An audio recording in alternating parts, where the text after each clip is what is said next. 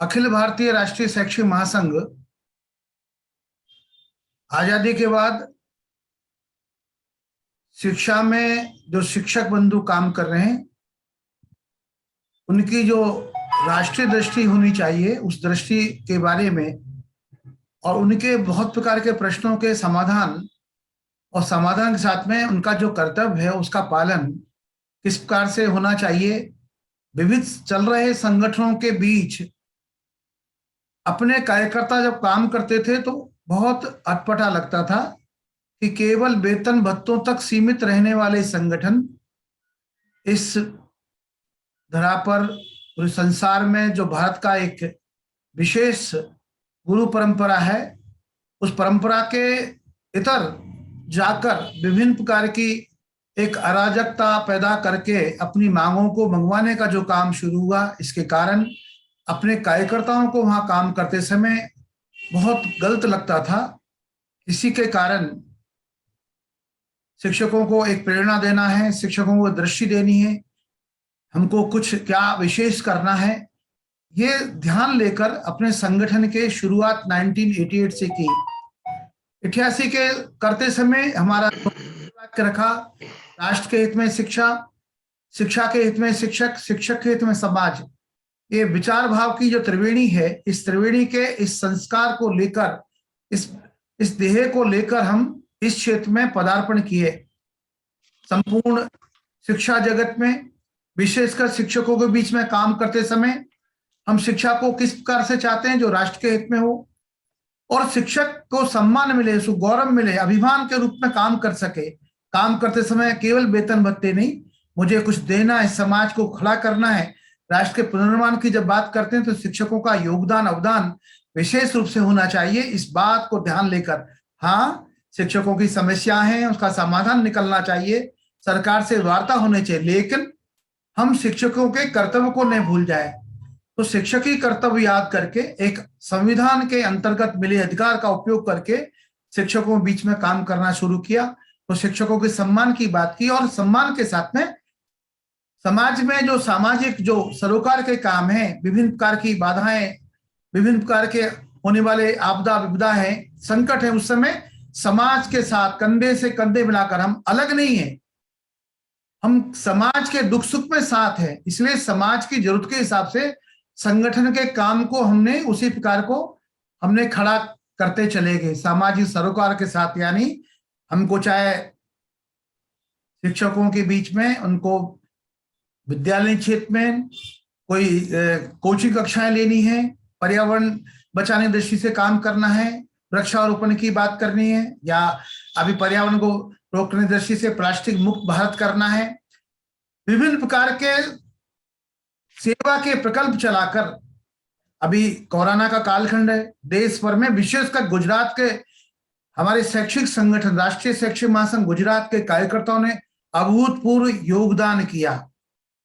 संकट कुछ लोगों पर आया है, समाज पर आया है, उस समाज के संकट को अपना संकट मानकर हम दिन रात बिना कोरोना की चिंता किए, कोरोना से भय बहुत था उसके बीच में भी हमने काम किया। गुजरात ने देश भर में अपने संगठन में एक अलग से पहचान दी। तो कुल मिलाकर कहने का तात्पर्य शिक्षक संगठन काम करते समय केवल वेतन भत्तों के लिए नहीं, वो तो हमको मिलना ही चाहिए, उसके लिए हमको जहां पर सरकार से वार्ता करनी है, केंद्र सरकार से, राज्य सरकार से, विभिन्न प्रकार की श्रेणी के लोगों से, वो करेंगे और वो प्राप्त भी करेंगे। लेकिन हमारी बात अच्छे ढंग से कैसे जा सकती है, इसी को ध्यान लेकर अपने संगठन की रचना बनी और हमने 4 स्थायी कार्यक्रमों की रचना बनाई। एक कर्तव्य बोध कार्यक्रम जिसके अंतर्गत हम एक कार्यक्रम आज ले रहे हैं, 12 जनवरी विवेकानंद जयंती से लेकर 23 जनवरी सुभाष बोस जयंती। सामान्यतः इस कालखंड में कार्यक्रमों की रचना करके प्रत्येक शिक्षक बंधु को उनके मध्य कर्तव्य के विषय को रखना। इसका मतलब यह कि शिक्षक कर्तव्य का पालन नहीं करता, शिक्षक तो कर्तव्य का पालन करता है, उसका स्मरण करना। और पूरे संपूर्ण समाज में हम 137 करोड़ का भारत का नागरिक मानते हैं, 137 करोड़ का समाज के बीच में ये भाव खड़ा हो, हम शिक्षक के काम तो अच्छा कर रहे हैं। मैं परिवार में जाएंगे, परिवार के मुखिया हैं, पिता हैं, पुत्र हैं, भाई हैं, भतीजे हैं, पत्नी है, बहन है, कितनी भूमिकाओं में हम हैं, तो उस भूमिकाओं को कर्तव्य के नाते से कैसे पालन करना, इसका स्मरण रहे हमको। एक मोर्चे पे अच्छे हैं लेकिन दूसरे मोर्चे पर हम खराब हैं। कक्षा में अच्छा पढ़ाता हूं लेकिन मेरा बाहर व्यवहार अच्छा नहीं है। हम केवल कैंपस तक नहीं, कैंपस के बाहर समाज में जहां भी हैं, शिक्षक की भूमिका कैसी होती है, उतना ही नहीं, समाज में विभिन्न प्रकार के दायित्वों को निभाते हुए अपने कर्तव्य का पालन करना। शिक्षक जब 1,40,00,000 से 50 लाख के बीच में शिक्षक हैं और हम जानते हैं 32 से 34 करोड़ के विद्यार्थी हैं, शिक्षक का व्यवहार देखकर, आचरण देखकर विद्यार्थियों को संस्कार मिलते हैं और उसके माध्यम से ये संस्कार घर तक, परिवार तक पहुंचते हैं। पूरा समग्र 137 करोड़ के समाज के बीच में कर्तव्य का पालन, ये अगर दृष्टि समाज के बीच में आती है तो हम कह सकेंगे शिक्षक संगठन में काम करते समय इस कर्तव्य भाव का जागरण, शिक्षक नहीं, जहां जैसे भी हैं उस भूमिका में कर्तव्य का पालन कैसे करें, इसका स्मरण दिलाना, संकल्प कराना, मन में कहीं कमी आए उसको दूर करना। हम कार्यक्रम करते हैं गुरु वंदन का, गुरु पूर्णिमा पर, व्यास पूर्णिमा पर, उसके 4-5 दिन पहले और आगे हम कार्यक्रम। दृष्टि क्या है, भारत की जो गुरु परंपरा है, हजारों साल की जो परंपरा है, आज भी संसार इसको समझना चाहता है, जानना चाहता है। नालंदा विश्वविद्यालय की, हम तक्षशिला विश्वविद्यालय की, बहुत सारे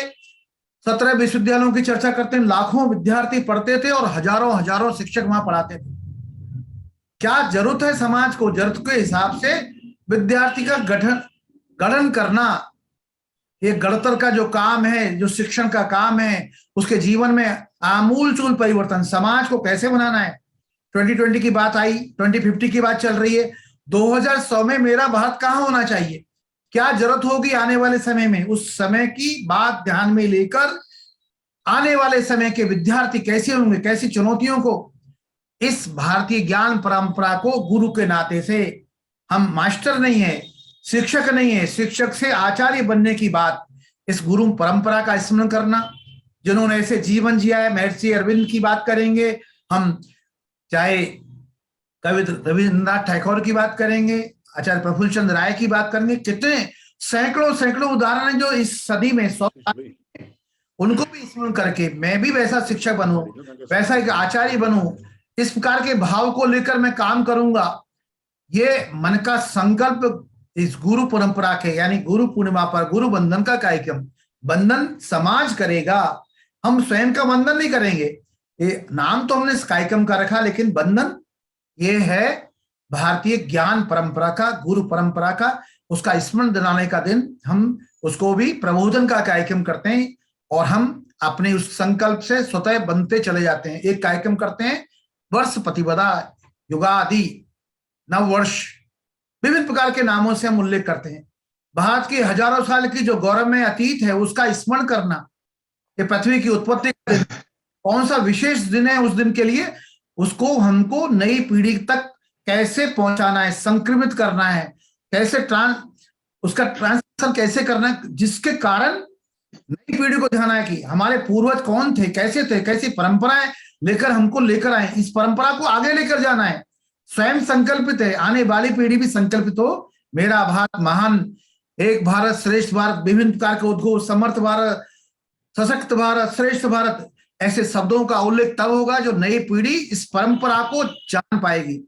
ऐसे उसकी याद कराने का दिन है। हम उस संकल्प को, पुराना जो हमारी जो नींव है, उस नींव में कैसे लोगों के बलिदान, आहुति देकर जिन्होंने इसको गढ़ाया भारत को, जिसको हम केवल उसको स्मरण करने का दिन और आने वाला, और हम विभिन्न प्रकार के कार्यक्रम भी,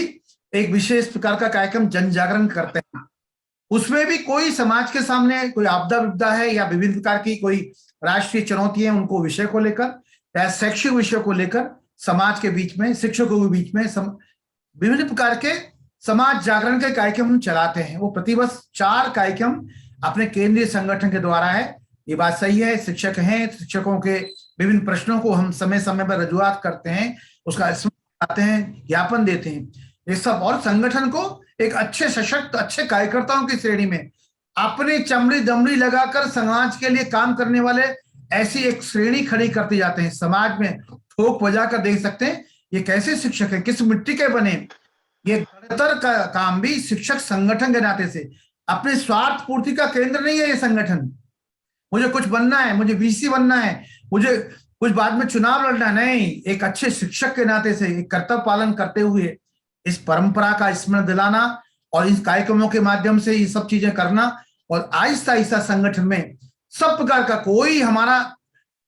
हमसे दूरी नहीं रख सकता, सबको हमारे पास या हमको उनके पास रहना है, सब मिलकर कंधे से कंधे मिलाकर। एक भी शिक्षक है इस भारत में तो हमारी इस पर्दी में आता है, उसको सबको साथ लेके चलना है। ऐसा एक मन, ऐसा विचार लेकर संगठन दिन दूना रात चौगुना, पिछले दिनों में गुजरात में जो स्कूली क्षेत्र के बंधुओं ने आप सबके प्रयास से, आपके सबकी आशीर्वादी कारण राष्ट्रीय शैक्षिक महासंघ गुजरात देश में एक दूसरे बड़े संगठन के नाते से खड़ा हो गया। गुजरात राज्य महाविद्यालय शैक्षिक संघ भी इसी भावना को ध्यान में लेकर आने वाले समय में राज्य में सबसे सशक्त संगठन, सरकार भी वार्ता करेगी, आपसे करेगी, उस बात को लेकर उसका समाधान भी करेगी, क्योंकि आप अच्छे के लिए, अच्छे काम के लिए, अच्छी योजनाओं को लेकर आगे जा रहे हैं। शिक्षकों के हित के साथ में राष्ट्र हित, शिक्षा हित, समाज हित के